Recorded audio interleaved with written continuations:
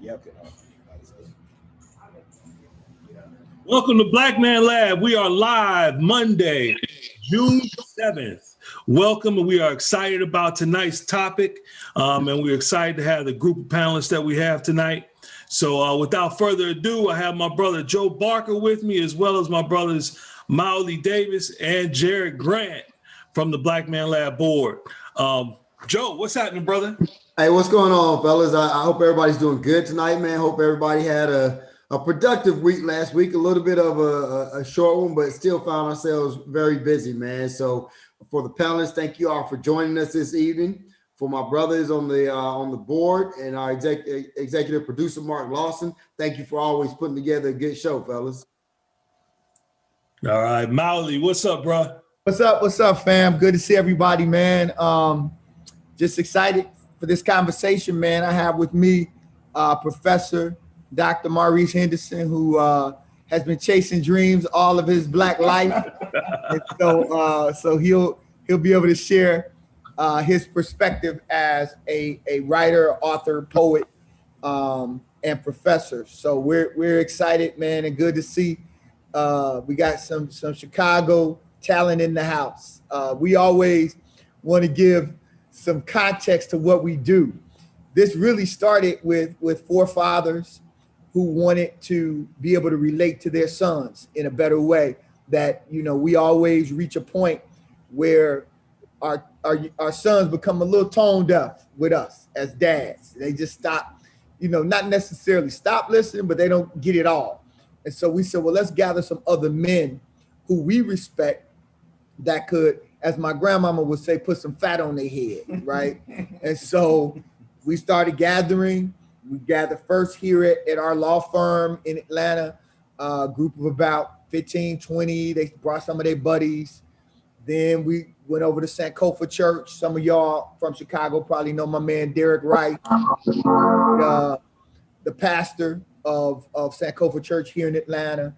And then we eventually went over to the Y and started having in-person meetings. And so after the gathering, they would be able to either hoop, go to the gym and get their hoop on, or go and play chess and vibe with each other. So we did that, and we got up to about 250 young people and intergenerational conversation at the YMCA, which we hope to bring back in person in July. But that was the genesis of what we're doing, and what we're trying to do for those who are able to watch tonight, beautiful. But we're really just trying to continue to capture and create this sacred and safe space with you brothers who have volunteered to come on and share tonight, so that we can, at some point in the hopefully near future, but maybe later, they'll say there were some strong Black men who made a conscious decision to try to impart good wisdom and knowledge to younger men, to each other, to our community. And that's what this is about. And so Brother Marty and Joe have been really facilitating this, our online version, and maintaining it. And so I just want to thank you all and look forward to this very, timely conversation. And we're ready to rock and roll. I know, I guess, Joe, you're going to center us, and then Jared, you're going to do the libations. Absolutely. So, as Mauli said, man, one of the things that we do to center ourselves, and a lot of us, and I got texts today from brothers ready to get back in space amongst one another. Because one of the things we do when we're around one another is we just really check on each other, man. We really, Mauli and Marty would do a phenomenal job of just saying, hey, anybody who had a tough week, just, stand up, and they would kind of be wondering what's this about, and you'd get 2 or 3 brothers to stand up. And when they would do that, Mauli would say, all right, everybody, show them what we do here. And we would all go up and dap them up or hug them up and just give them some love, man. Let them know that, hey, we got your back. We're here with you. We're here going through it with you. And we got your back to come through it. And it was really a huge, huge expression of love. And that's how we would start, man. We would start by opening up with that, so brothers know that this is a safe and sacred space. So since we've been kind of in more of a virtual environment, one of the things we do is we center ourselves via just a little bit of a breathing technique, a little bit of just, getting off of our back some of the stresses and things that we're navigating through so that we can open ourselves to the conversation. And tonight's topic is, just as always, a very important topic: chasing your dreams. There's so many people out there that want to understand, how do I do that? I'm pretty sure I can't do that. I'm pretty sure I'm not supposed to do that. Society has told me I can't do that. But we open this conversation so that they can hear from the elders, from the younger brothers, from all you that are doing it, and how to do it and what steps to take. So to do that, we have a breathing technique. We just take a couple deep breaths and exhale so we can open ourselves to the wisdom that is going to be brought to us. So with that, I'll say, everybody, if you could, just on the count of 3, let's take a deep breath. Inhale on 1, 2, 3. Hold it. Now exhale. Now exhale. You want to work on expanding your lungs and breathing in the positive energy that is coming our way as Jared is about to get the ancestors into the room, and exhaling all of the stress and the burdens and the things that will prevent us from receiving it. So one more time, let's take a deep breath on the count of 3. 1, 2, 3. And exhale. And now let's get the ancestors in our space. Man, thank you for centering us, Joe. And what's going on, brothers? I'm happy to be here today. Happy to see all of you today. I just want us to, reflect and think about all it took for us to be here. All of those folks who sacrificed to be here, for us to be here, for us to pass down some wisdom and knowledge to a lot of these young people and even our peers and our brothers, as Maoli said earlier. This is an intergenerational conversation, yet we impart to our young people. So we have some ancestors that helped lay the foundations to civilization, lay the foundations to humanity. We just say ashe to them. We had ancestors that laid down and survived for us through the Middle Passage and through slavery. We want to say ashe to them. We have individuals, ancestors like Mama Moses and Frederick Douglass, and, Marcus Garvey and Malcolm X and Ida B. Wells. We want to say ashe to all of these individuals and all the more that you can think about and reflect in your own minds. But I also want us to think about the 10,000 ancestors it took to make you in your own bloodline. All of these ancestors that came together in order to construct you. And so think about, for a few seconds, all of those ancestors that came before you, all of your own bloodline ancestors. Think about them for about 3 seconds.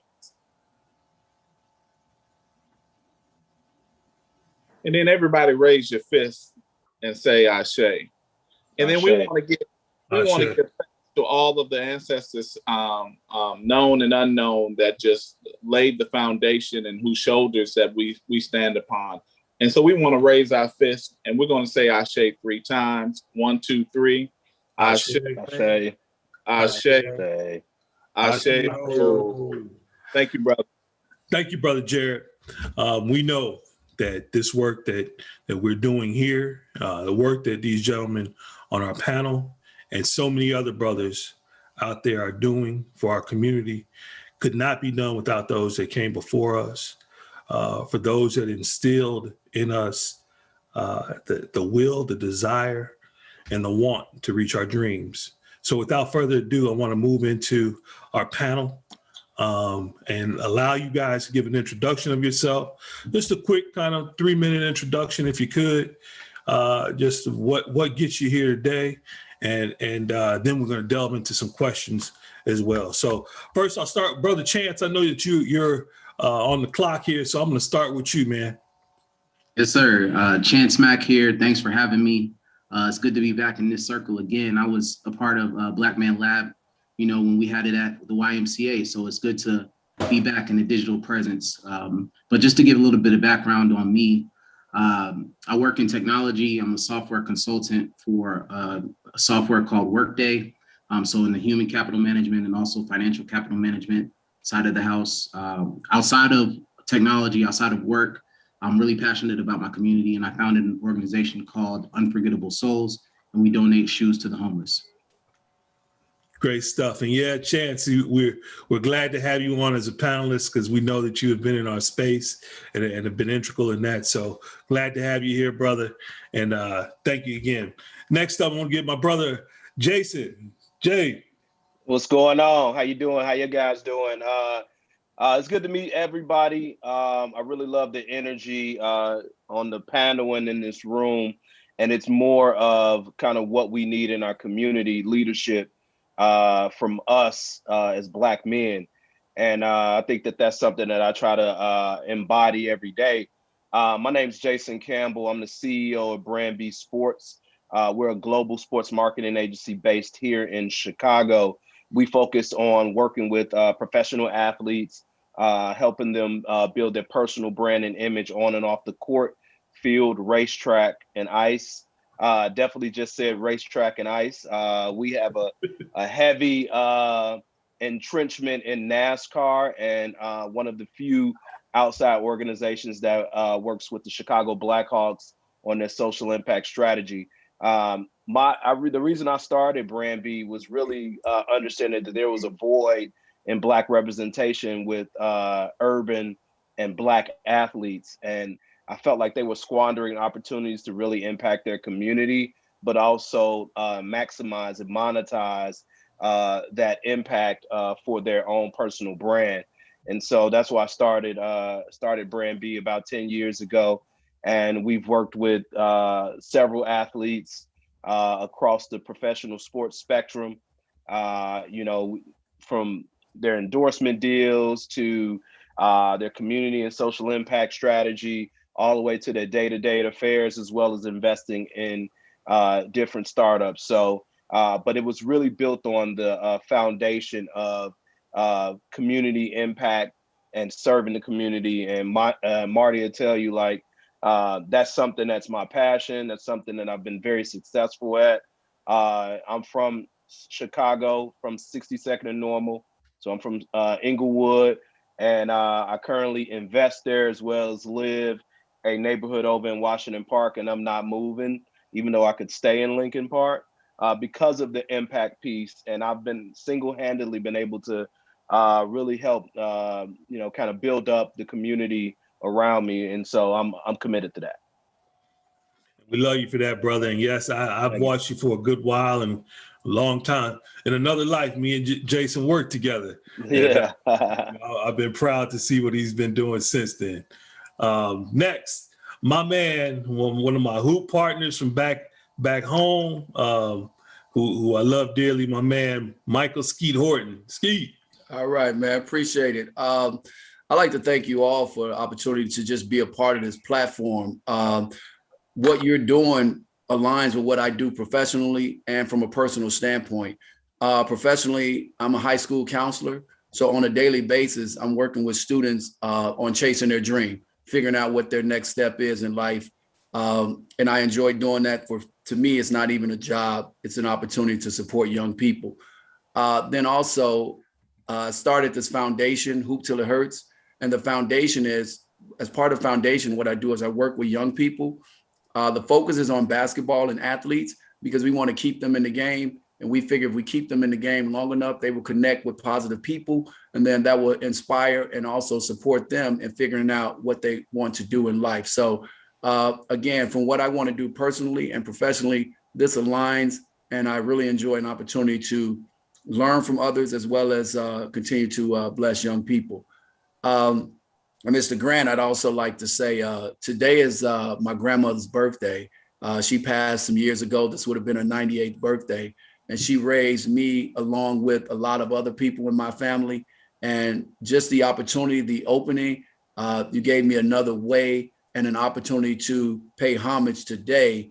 And, without even knowing, you all joined in on it. So I already know that this is a special group. I learned something new already. And I just, that's part of my motivation for doing a lot of what I do. And in the name of her and all the people in my community, I want to keep that going. So I appreciate you guys. Ashe, brother. Go ahead. What were you gonna say, Jared? I said Ashe to the brother, and I said he should go ahead and light a candle for it too. Most definitely. Thank you. Absolutely. Absolutely. Thanks for that, Skeet. Appreciate you, brother. Last but not least, my man, long time, haven't seen him in I don't know how long, my brother Maurice. Brothers, I don't even know what to say. I believe that I'm blessed to be in the city.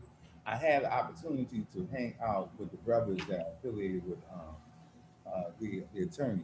And I said, you know, I've been at the hotel since Thursday, and I've been watching a young brother sit at the computer from 7 a.m. to 3 p.m.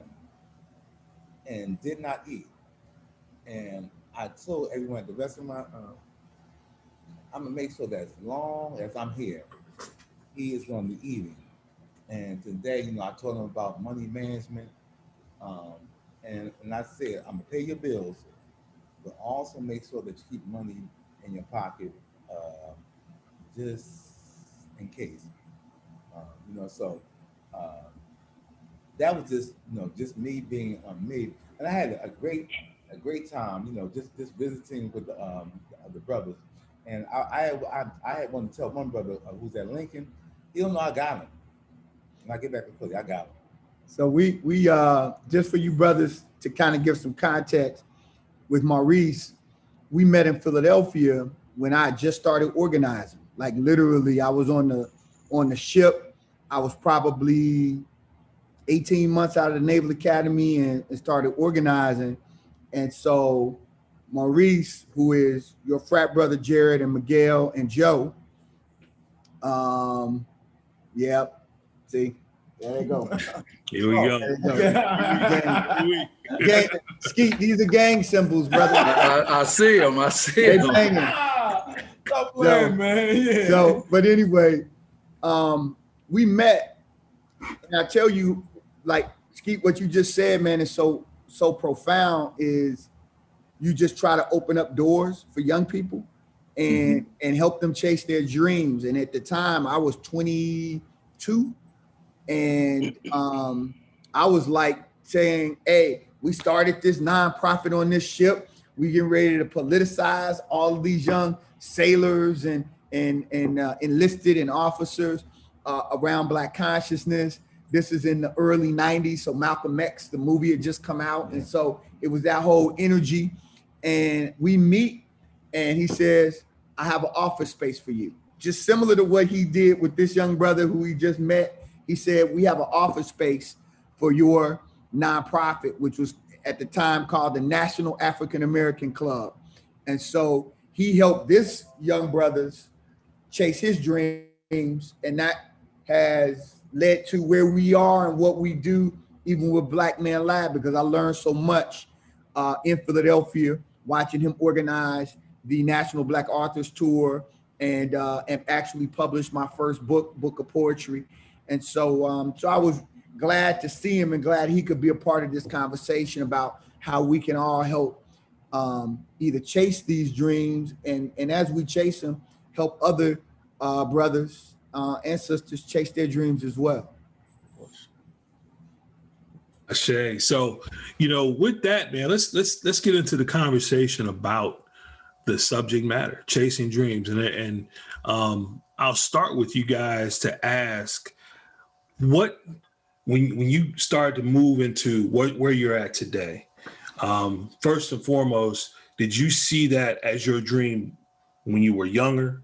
Do you feel as though you are approaching your dreams now? And what's that process look like to get there? Chance, I'll start with you. Yeah, so when I think about what I wanted to do when I was younger, I wanted to go to the league. I wanted to play basketball or play football.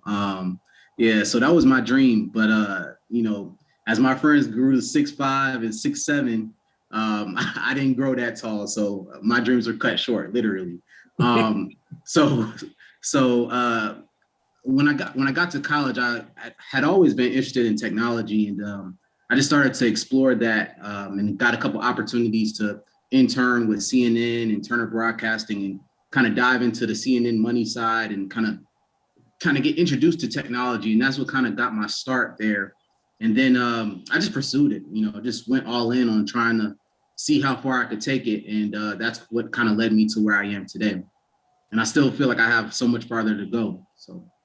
And you feel like, do you feel like now, because I know you're doing some other things, you have a podcast and some other things going on. Do you feel like those things are hedging you towards your ultimate dreams? Absolutely. I think my podcast, or just kind of what I do in the community, is really my business card. When we think about personal branding, it's really just to kind of communicate what my goals are.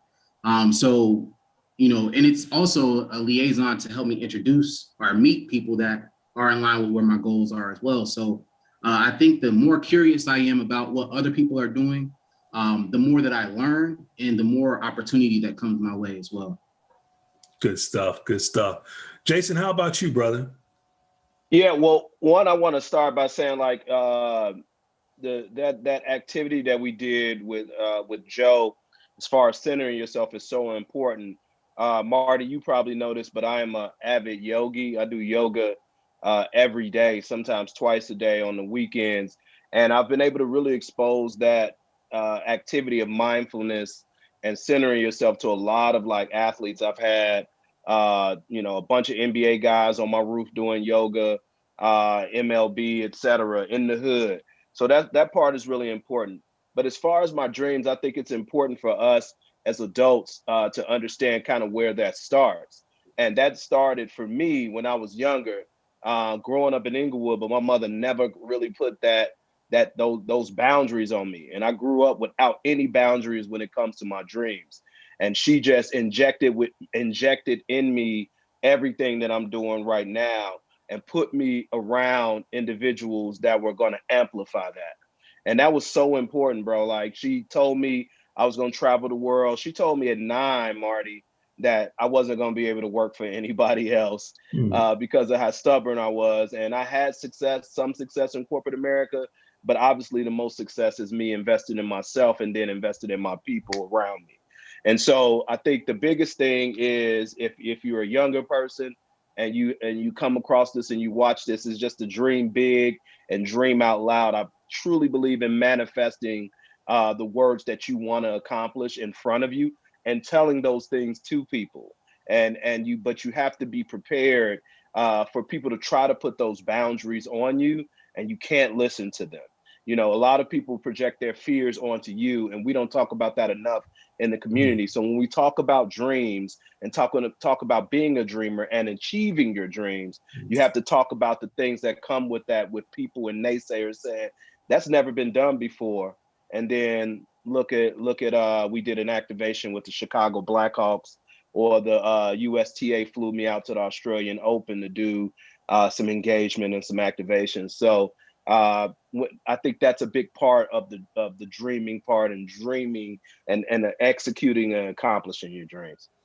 Absolutely, man. You said a couple of big things there, man. First of all, you're having people to believe in you and believe in your dreams is huge, because so often, especially in our communities, we can see where we wind up surrounding ourselves with people that'll drown your dreams, right? Absolutely. Or they'll make the word dreams a negative. Oh, you dream. Yeah. You just dream, Yeah.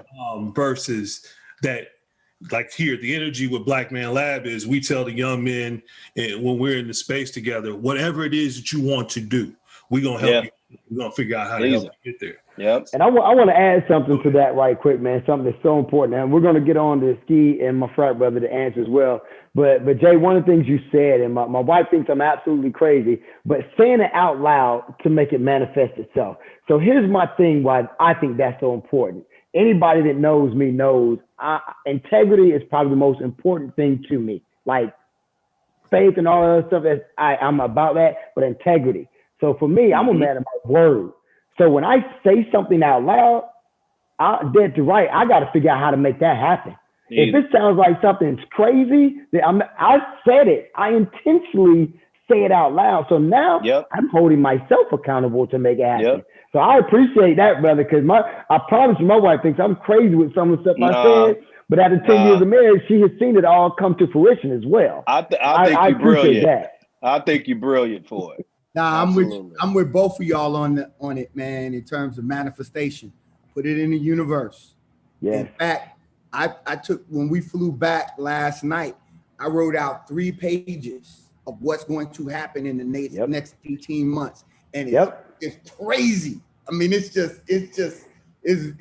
wild. I'm like, oh man, I'm scaring my damn self with this one, but it's gonna happen, you know, because none of what we talked about Black Man Lab, Jared, others, Marty, Joe, we talked about what could be possible.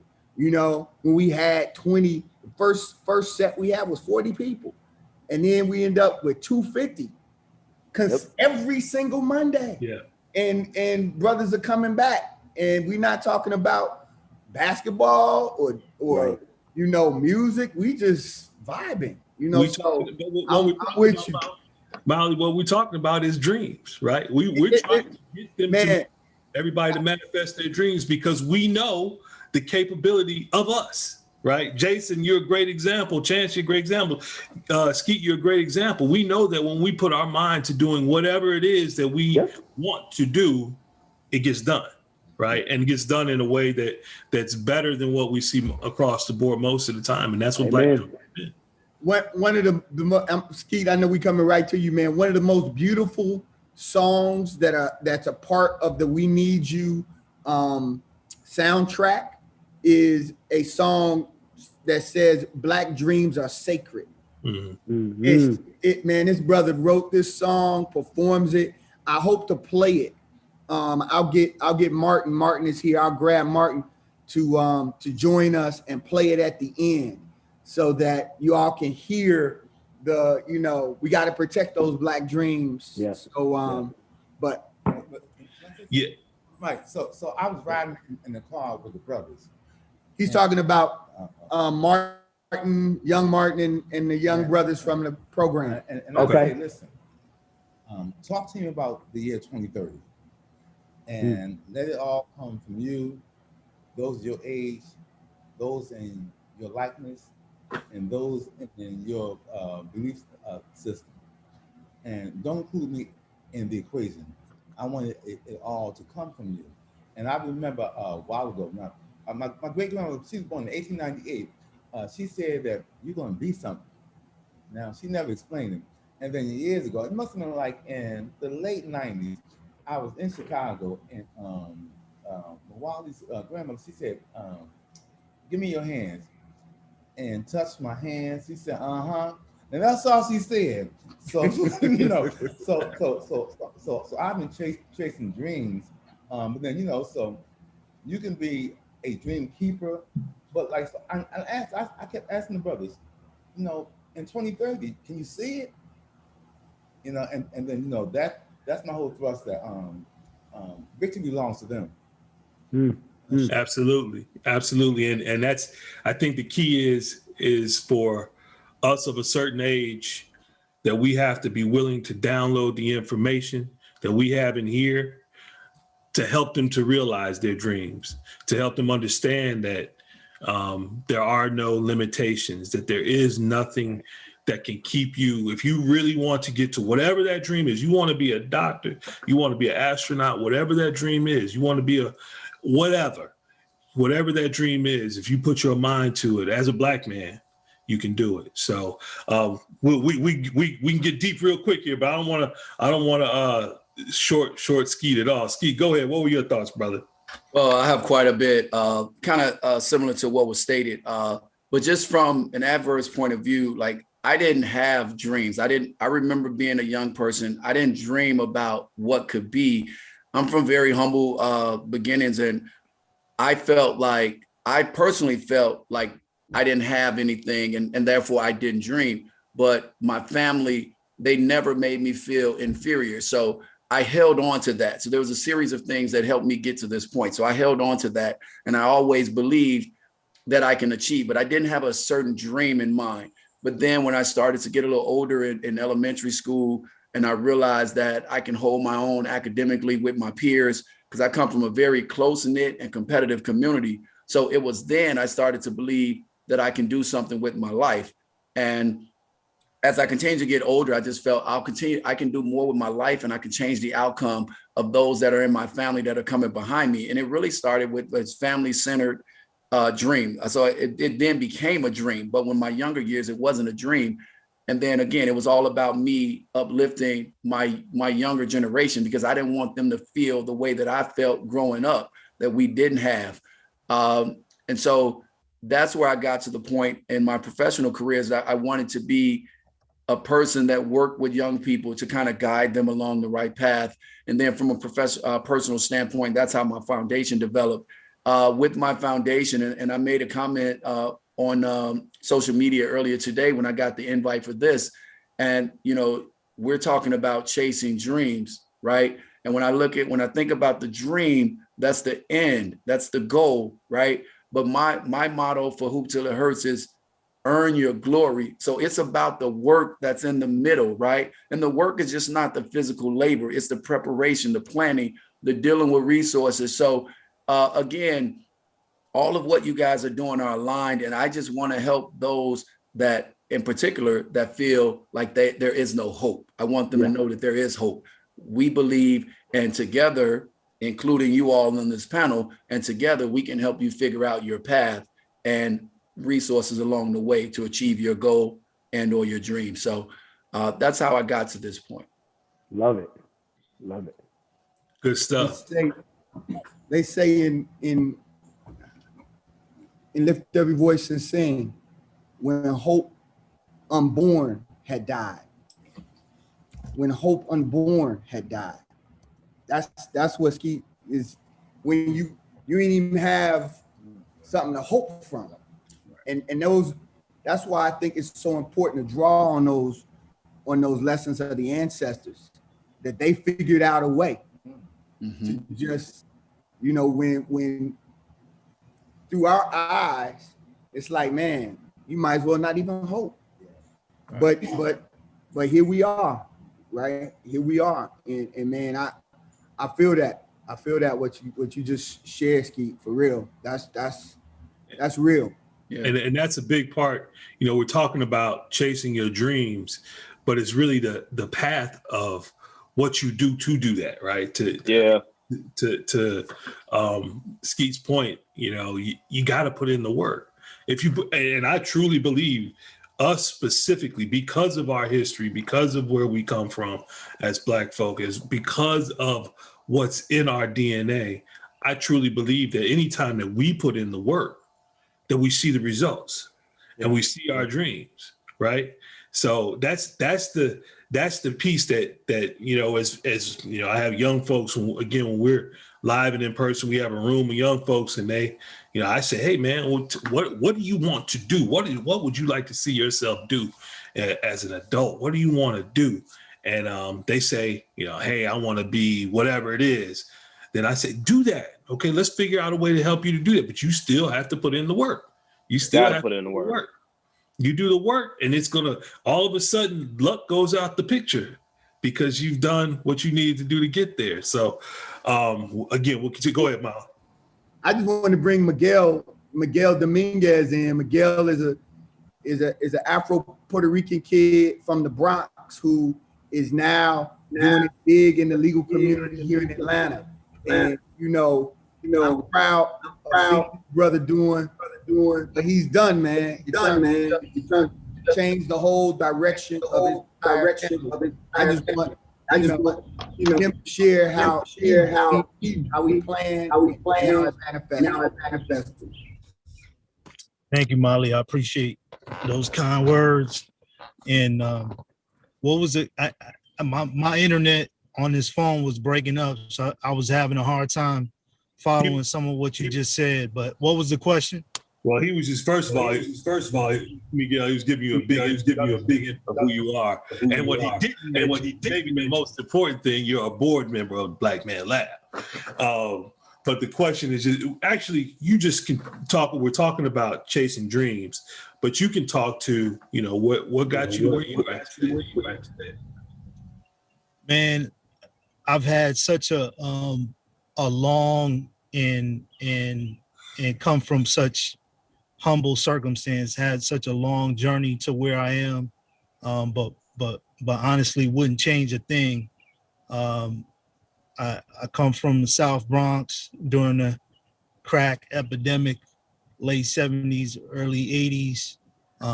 Nothing but gang violence and murder and drugs and prostitution and a lack of role models and a terrible education system that was a part of the South Bronx back then.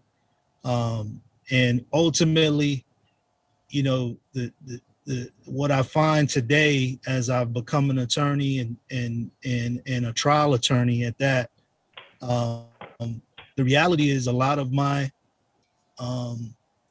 my pain and suffering and the ills of growing up in the hood are actually what makes me a more valuable attorney these days. You know, I'm able to speak to people from the heart and really speak to my clients' pain and suffering and their life experiences in a way that a lot of my colleagues on the other side that look differently and have different experiences cannot do. They can't replicate my voice.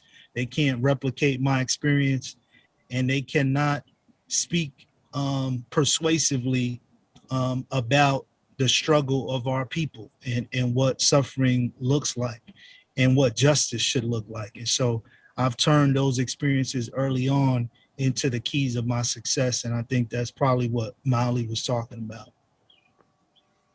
Yes, sir. Yes, sir. Yes, sir. Joe, were you going to jump in? Yeah, I want to ask a question right quick. And Jason touched on it earlier, but I want to, with all you guys, including Miguel, man, it's so valuable. Jason kind of mentioned something with respect to chasing your dreams. And we talk about the glorious side of it. We talk about the glorified side of it. And Miguel has begun to break down like, yo, this is where I came from. And this is some of the value that I have here. What I want to talk about is the elephant in the room. I want to talk about what happens when it's those family members, not the haters outside the family. What happens when it's those family members that say, no, you shouldn't be doing this. No, you don't do that. No. I can tell you when I started mentoring young men that were with Gary, as y'all know, with Gary, you know, my mom was the first one to tell me, you know, no, that doesn't need to be your focus. Your focus needs to be your sons and your sons only. You can't save the world. You can't save the community. And this is my mom telling me that, you know, the person who raised me, and I'm grateful to her for everything. So I want you all to talk to testify to those people that might be closest or were closest to y'all that were telling y'all, don't do this, don't do that. Meanwhile, you know, in your heart, you had a God-given drive that you knew was something you were supposed to be doing, and you continued to go after it. And Jay, we'll start with you because you brought it up a little bit, but we'll start with you. But I want to touch all y'all to touch on that. Yeah.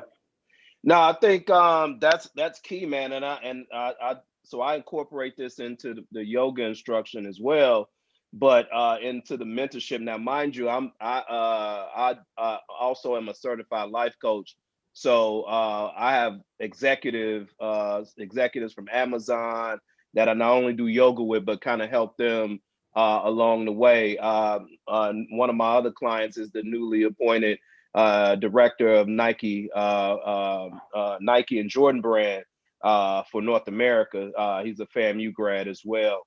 And so when you talk about those dreams, when you talk about those family members, at the end of the day, what I tell people, and I just told a young person that just got a offer letter to hoop at the college he wanted to go to, kind of pulled and given to someone else. Like, you have to be relentless. It don't matter if it's your mama, your grandma, your brother, they all are gonna let their internal fears put boundaries on you. And you have to be relentless and go after it. And you have to have this hunger. I've been turned down probably 95% of the people or the companies that I've pitched, but it's the 5% that matters. And you have to be able to go in to every meeting with that optimism. And even when you get denied, you know what I'm saying, get back up and get ready for the next pitch, or to get ready for the next meeting, the next coffee date. And you just have to have that hunger. And if you don't,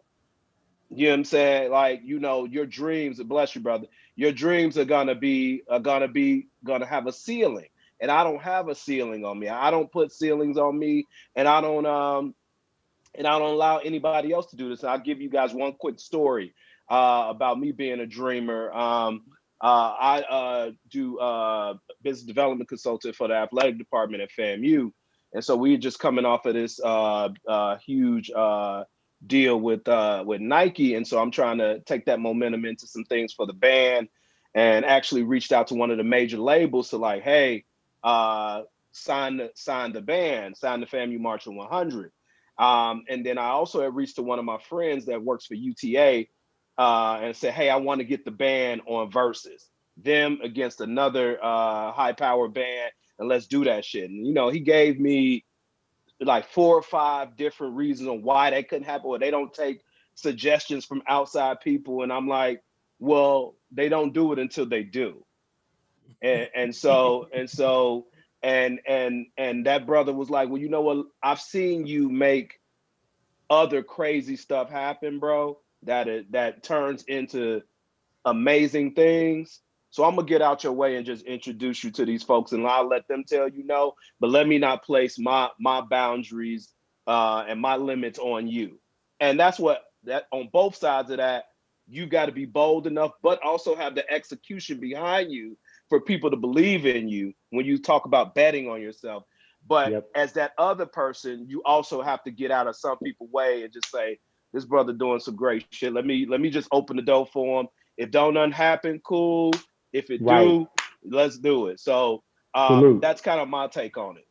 Hey, real quick, Jason, I want you to know that Joe is a FAMU alumni. He might have graduated a little bit before you. A little bit. I know that with confidence. Probably about a decade. hey, there you go, Molly. There you go. Joe is 80s, right? You graduated late 80s, didn't you? Early 90s, but that's close enough, bro. Early 90s. Okay. All right, your name ring. I think I know your. Yeah, let's not get into that. That's a different topic, different panel, bro. That's not chasing your dreams. Check this out. What's funny or profound is that Mama Injiri, and at the end, brothers, we're gonna do a ritual to kind of close us out that was given to us by a sister who's now an ancestor, Injiri Alghani. And what she used to tell us early in my organizing here in Atlanta around reparations is that we just need people who don't support it just to be neutral, right? So sometimes the best thing we can do is just be neutral. Don't even, you know, it's what you said, Jay, like make the intro and just be neutral. Just don't, you know, be neutral. She would say that all the time because we would, you know, we're out organizing and somebody would just, you know, we ain't gonna never get reparations. She's like, hold on for a second, brother. Why don't you just be neutral? just chill. Because, you know, there was a period that they said our ancestors weren't going to be free. There was a period when they said this going to the back door and eating at the back of the bus was going to be forever. So don't ever say never, especially about Black folk, because we always found a way. So just be neutral. So I just wanted to share that piece, man. Hey, Joe, I want to hop in there. Go ahead, Miguel. Yes, sir. Yes, sir. Yeah, so your question was spot on in terms of my life experiences. You know, my mother had thrown me out of the house when I was about 15, 16 years old.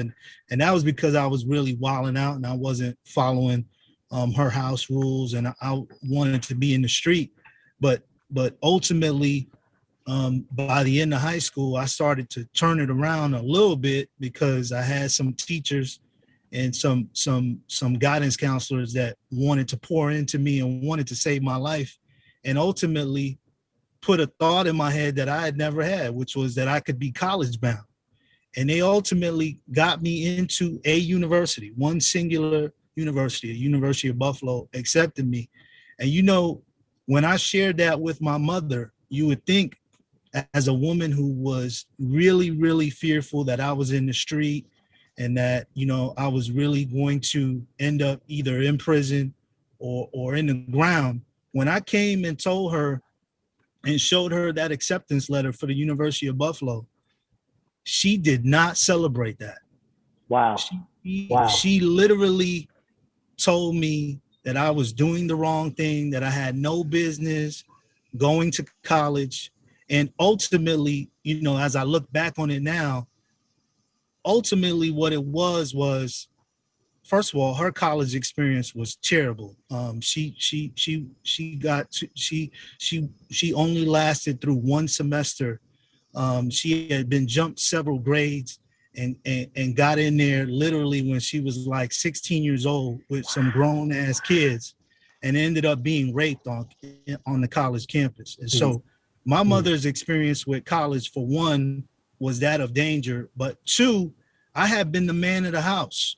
And so for me to leave her by herself meant that she was going to be lonely. She wasn't going to have that support system. So for her, me announcing that I was going away to college was not good news at all. And so when you say that your mom, you know, didn't support that, like, that was my exact story. That was my exact story. And she put tremendous pressure and emotional and psychological hurdles for me to go, but I had to go. And I left the city. I left New York City, left all of that behind, including her, and ultimately to get where I am today. So sometimes, you know, some of that negativity comes from people closest to you, but a lot of times it's not necessarily because they're hating on you. It's because they're trying to project their own fears and their own things that they fail, their own failures onto you. And you got to fight that. Man, that's so well said, man. And like Jason had said, they project those fears, you know, and I appreciate the way that y'all unpack that like that, man. Skeet, man, what about you? What are your thoughts, brother? So I definitely want to follow that up, because while he's speaking in terms of his mom and her fears because of her past experience, I think the negativity or the pushback that I received was primarily due to uncertainty. I was the first one in my family to go away to college. I'm an 18-year-old man. Well, I was 17 at the time, 17-year-old, finished high school, and they saw that I had did well academically. So with my physical stature, my mindset, they were thinking, get a job at the post office, you'll be employed forever.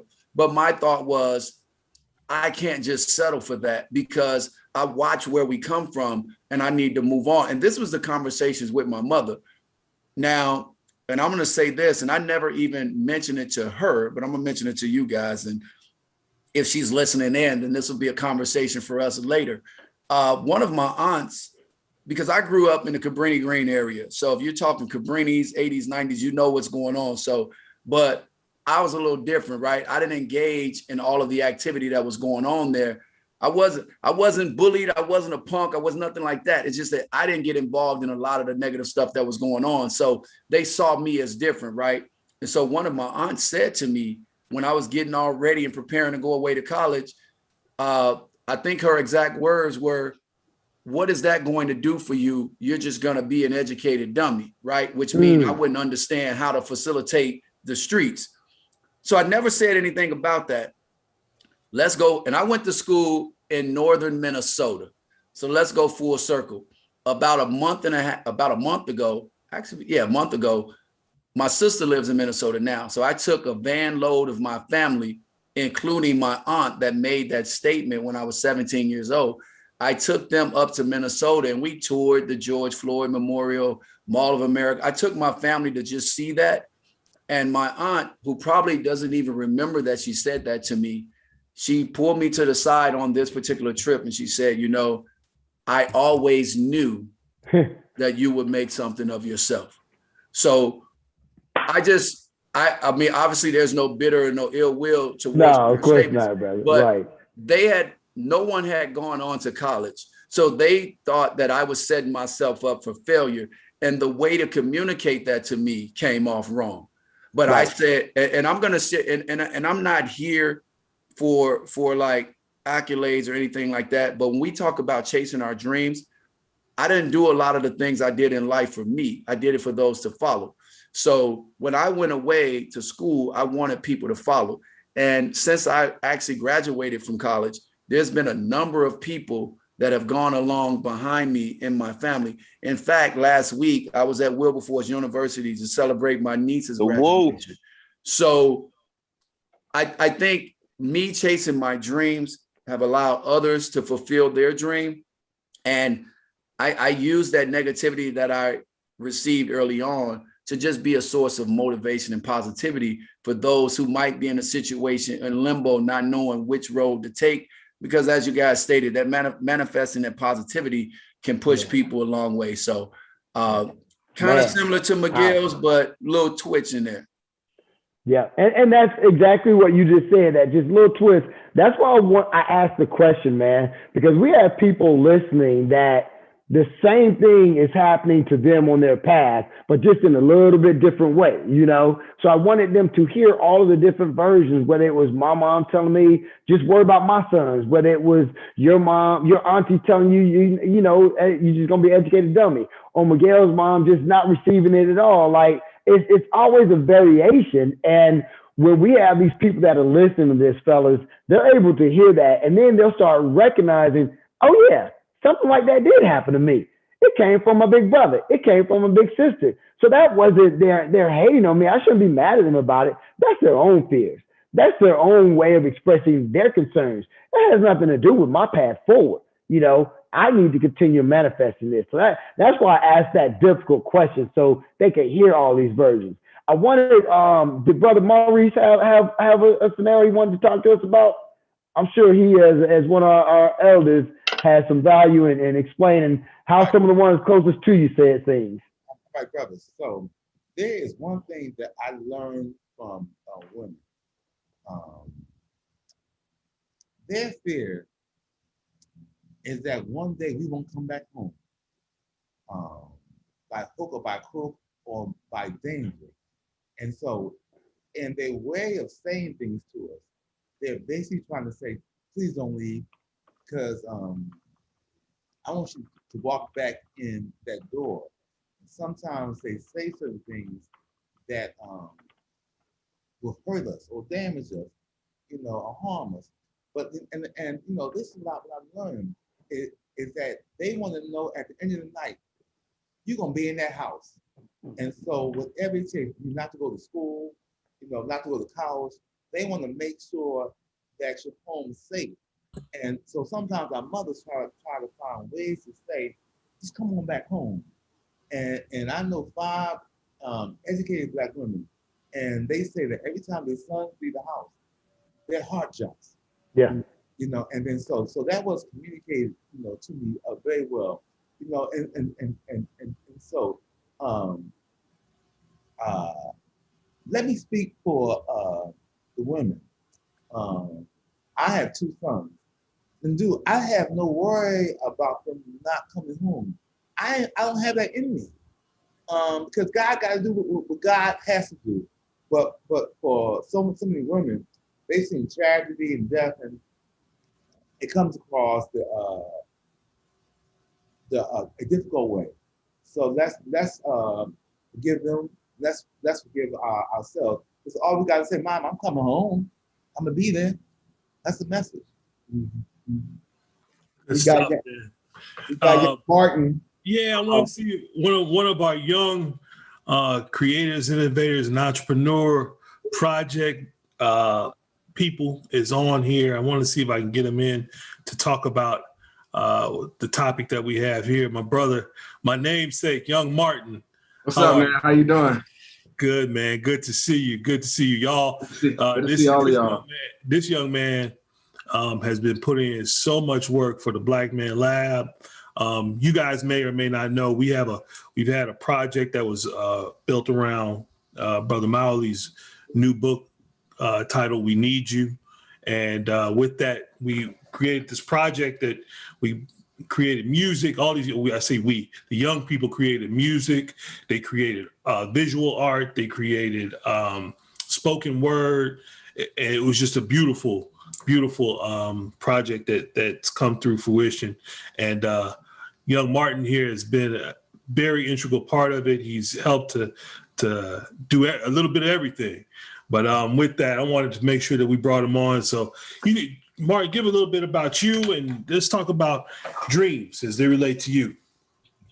Dreams. Well, if anybody doesn't know, my name is Martin Kinsey. I pretty much grew up most of my life in Atlanta. I've always had a big dream of things, and I heard you guys talk about,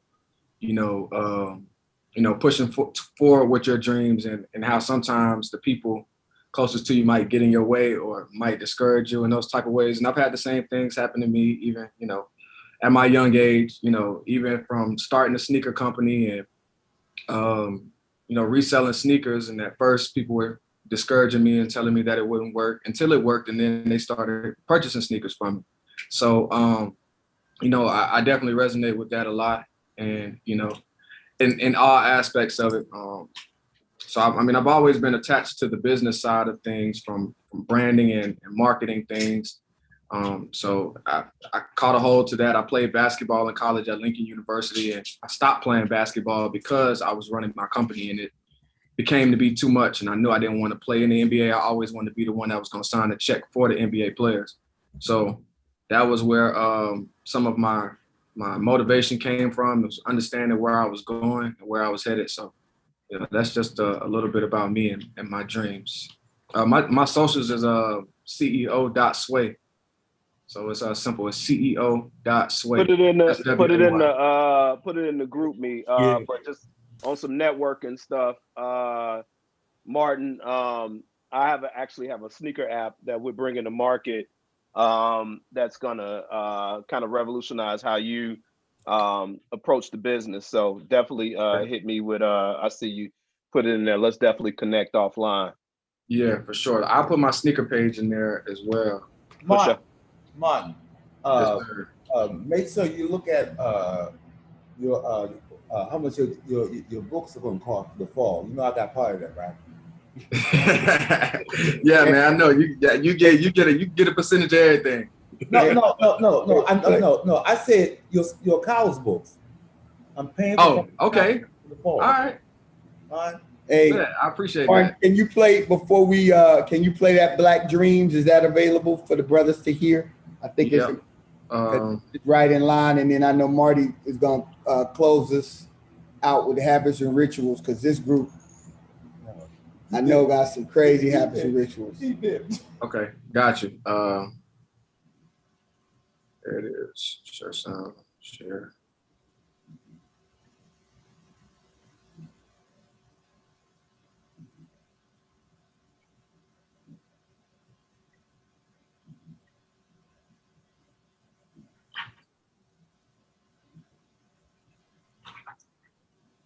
So while we wait for that, just so y'all know, this is created from the We Need You project that we were just talking about before. Go ahead, Martin. My bad. It's okay. You good.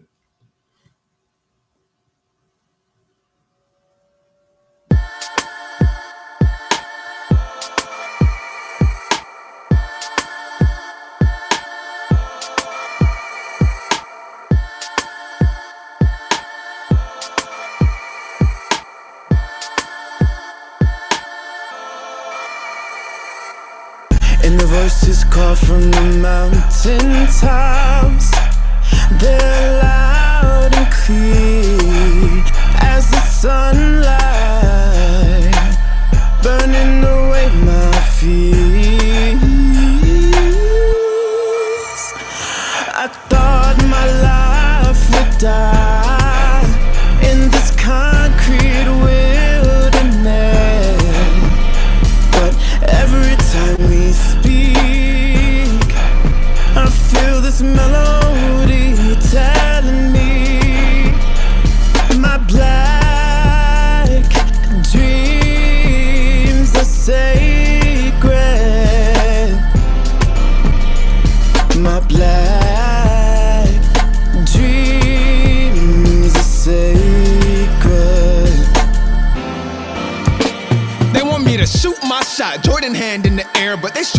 back with my hands in the air. It ain't fair, I don't care, curl a fist in the air. Like the curls in my hair, we ain't going nowhere. If it start from the heart and the mind and the soul, wake up from your dream, then make it a goal. Go on with the cell, farewell to the jail smell. King had a dream and I did as well. Hell, the inmate number is not your name. They are not the same. Queen, we need you to boost your self-esteem. We need you to dream. Black queen and she reigns, never call her her name. Yeah, she's blessed by the gods, her ancestors gave a game. There would be nothing without her, she's a catalyst for change. Word to my mama and Jerry, I'ma link up in this chain. My black dreams are sacred. My black dreams are sacred. My black dreams are sacred. My black dreams are sacred.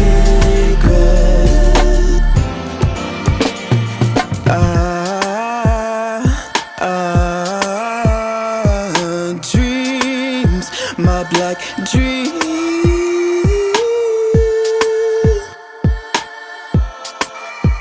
are sacred.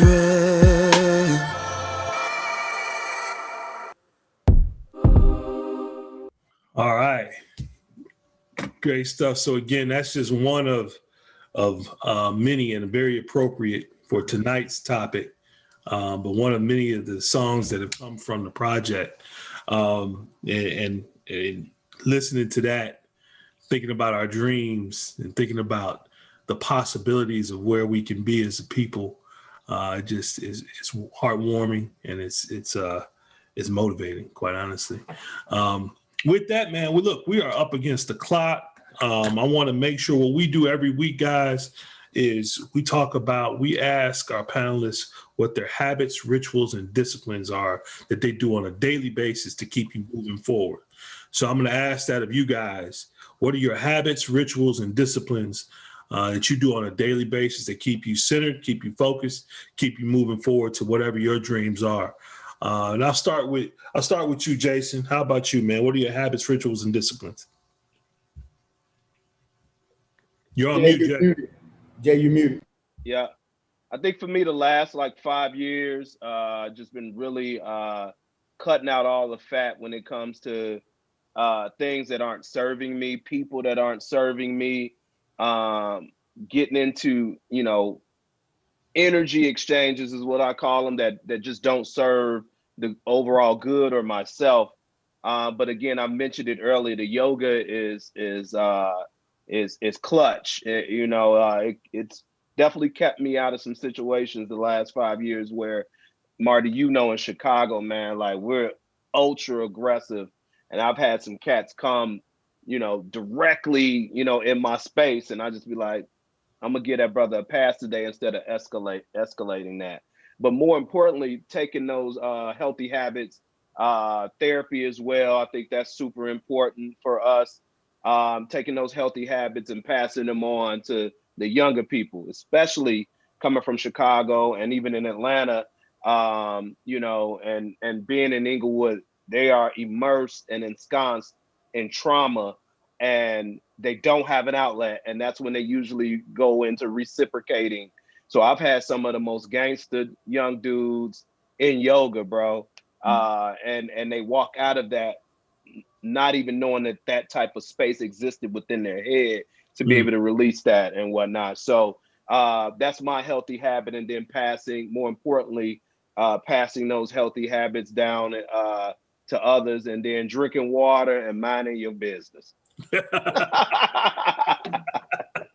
like that too. I like drink water, mind your business, bro. Yeah, I'm nowhere near anywhere where you're at as far as yoga, but I on a try to every day while I'm in Atlanta.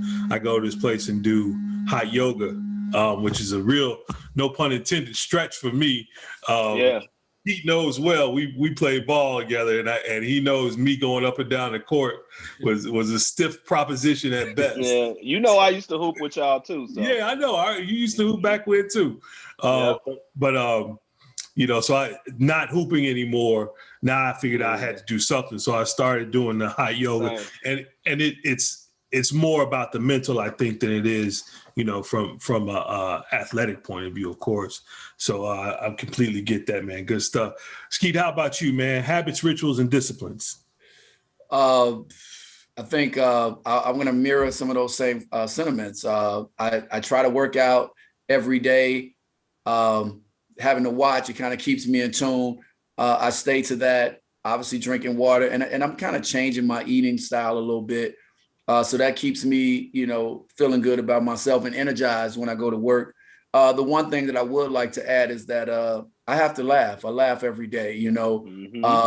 If it's with my girl, if it's with my other guys in the group text, you know, I have to laugh because that gets me through, right? That keeps the stress away, right? And I try to avoid that at all costs. And one way of doing that is always, and this is a ritual of mine, always looking at the bright side or the other point of view, right? Then that way I don't get so immersed into negativity, right? So even if it's something I'm doing or someone's doing, I look at it from a different point of view just to see where they're at. And then I move forward with that type of approach. So it's not always a negative feeling that I want to take with me. Yes, you know, that's a great point too, man. The staying away from negative thought and people.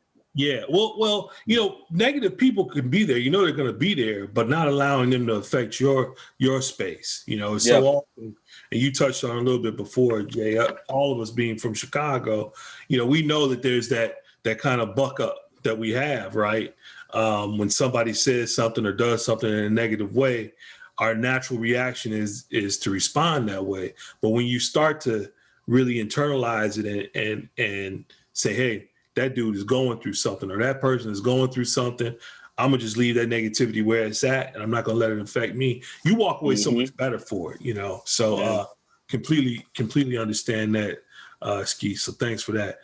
Maurice, what about you, brother? You got some habits, rituals, and disciplines? So bro, the only thing that I can say, I do a lot of praying. I pray to something happens, and you know, I ask people to pray for me, and I will pray for you. And prayer is my comfort, you know. And you know, I do it all throughout the day. Because sometimes you walk by a person, and you know they, you know. So I openly pray in front of people on the bus. I tried that in the middle of traffic. It didn't work. So now, you know, now I'm got bound. But I, you know, I say pray, and until something happens.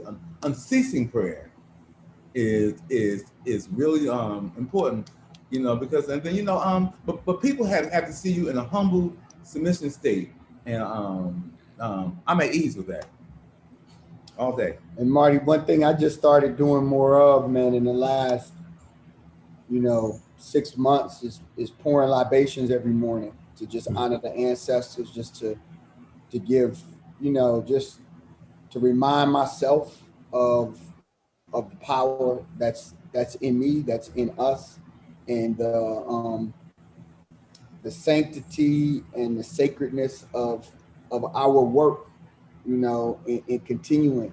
Jana shared something with me the other day. She's reading Cicely Tyson's autobiography. And Cicely Tyson said that what she realized about her mother and other mothers was that she was, and we are, their dream keepers. And that resonated with me, you know, that there's someone who came before us that dreamt for us to be, and that if we can keep that dream, we fulfill a promise, an intergenerational promise. So so the libations has even a deeper meaning now for me than it ever has before. That's great stuff. And you know, to Maurice's point and to yours, you know, I think that believing in something higher is the bridge to your dreams, right? One of the biggest challenges that we have in life to getting to our dreams is getting to the point of accepting that there is a supernatural, right? When we talk about supernatural, that's when we talk about spirituality and things of that nature. And so often people fight that. They fight the supernatural. And when we get to a point where we're willing to accept that, then you start to see that trajectory of dreams happening. So, brothers, we are up against, we can close out. Mauli, you want to do the closeout? Oh man, be honored. I'd be honored, man. Young Martin, get in here, man, so we can show him how we can do this with three brothers. Come on in here, Martin. So Martin's in another office. So brothers, we had a tradition. I told you, I mentioned Sister Njeri, and you got to slide over so he can get in. We mentioned Sister Njeri, and we link up in this way. I don't know if y'all can see me. We link up. So, and when we linked, she would tell us that we are links in this chain and it won't break here. And so all over the world, we just want brothers and sisters who might be watching to just come together like this, symbolically to link up and just repeat after us. I'm a link in this chain. I'm a link in this chain. And it won't break here. And it won't break here. I am a link in this chain. I'm a link in this chain. And it won't break here. And it won't break here. We are links in this chain. We are links in this chain. And we won't break here. And we won't break here. Ashe. Brothers. Thank y'all, brothers. Thank you, Marty. Great work. It won't break here. Thanks so much, y'all.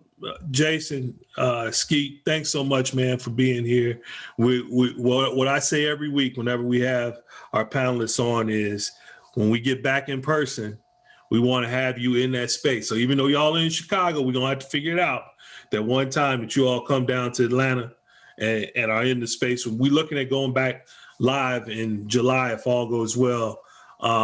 But we want to have all of our people that have been on this panel, all of our people that come to understand what we're doing here, to be in that space, to share your gifts and to, interact with our young folks and again, help us keep moving this forward. And we're going to do that for you too. So Skeet and Jason, I'll tell you, if you all need us, the Black Man Lab, any of us for anything, please reach out and we will be happy to be part of it.